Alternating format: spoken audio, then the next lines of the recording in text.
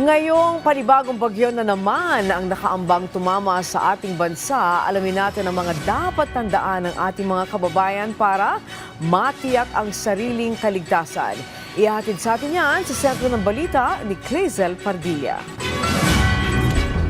Mula sa mga ari-arian, kabuhayan, hanggang sa buhay ng tao, malaki ang banta ng bagyo. Lalo na kung hindi napaghahandaan ang epekto nito. Pero may mga paraan para maiwasan ang mga panganib na dala ng bagyo. Alamin ang mga pinakahuling balita tungkol sa bagyo.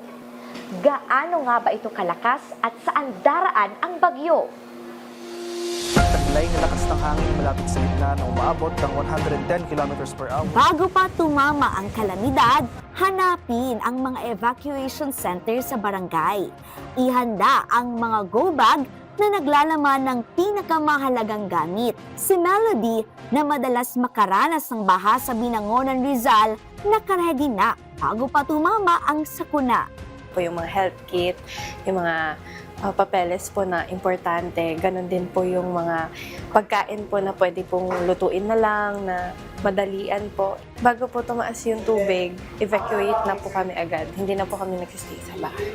Diskarte naman ng estudyante na si Paulo. Lagi ko po charge yung electronic device ko po para makontak ko po yung mga family members ko po, pati yung mga emergency hotline po just in case sa mga accidents or any other emergencies related po sa bagyo po.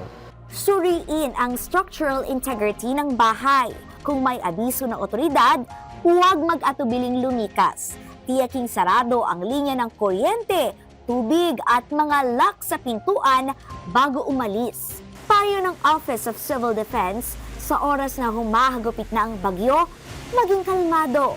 Kung ligtas ang bahay, manatili doon o huwag nang umalis sa evacuation center.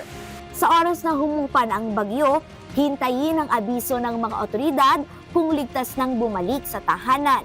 Maging maingat sa pagkukumpuni ng mga nasirang bahagi ng bahay at makipag-ugnayan sa mga lokal na pamahalaan at ahensya ng gobyerno kung may iba pang pangangailangan.